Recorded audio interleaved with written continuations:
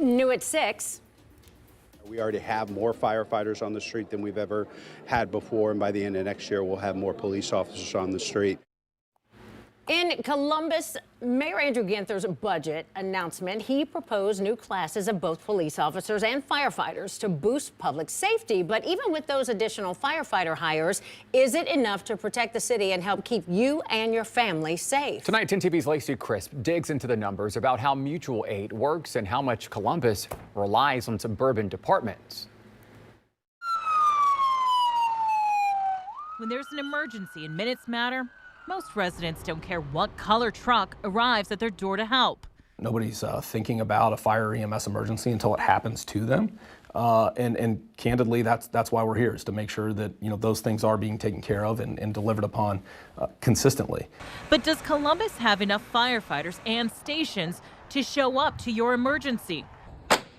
According to the Matrix report, a study the city paid to research the needs of the division in 2022 as a low priority to add 4 more fire stations across the city to increase response times. We have come to become grossly over-reliant on, and that is this notion of automatic response. So what happens when Columbus Fire and Rescue resources are busy? Mutual aid from other departments are called. If it's closer, it can respond faster. In Central Ohio, mutual aid is strong. You guys will go out to other municipalities, they come in. Is that a balanced responsibility?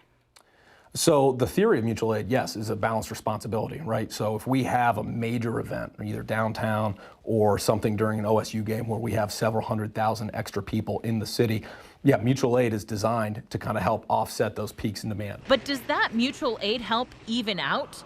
We took a look at the number of times other townships and districts took mutual aid calls into the city of Columbus and received help from Columbus. In Franklin and Madison Township, they took more mutual aid runs into the city of Columbus than they went on in their own townships. Franklin Township took just over 5,000 runs in its township as compared to nearly 9,000 into Columbus, and received help from Columbus about 1,500 times. Madison Township Fire had about 4,400 calls for service in its township and went on runs in Columbus more than 5,800 times and received help from Columbus 860 times. That's not the notion of mutual aid, right? That is, we're propagating our city services on our suburban partners. It's not fair to our residents, nor is it fair to the suburbs.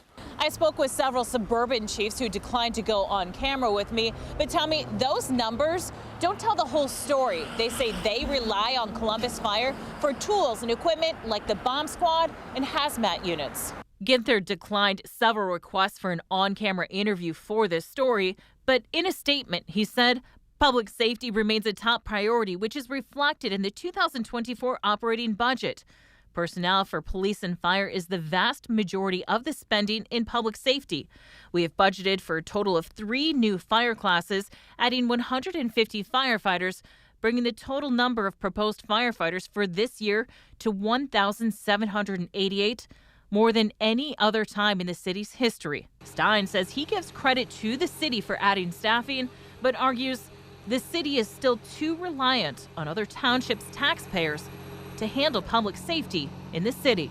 We're not talking about, an area of city services where you have days or weeks to wait. We're talking minutes and seconds, and that matters. And so it's vitally important that we have resources located that can manage the demand that's being impacted by the growth of our city and our region. In Columbus, Lacey Crisp, 10 TV News.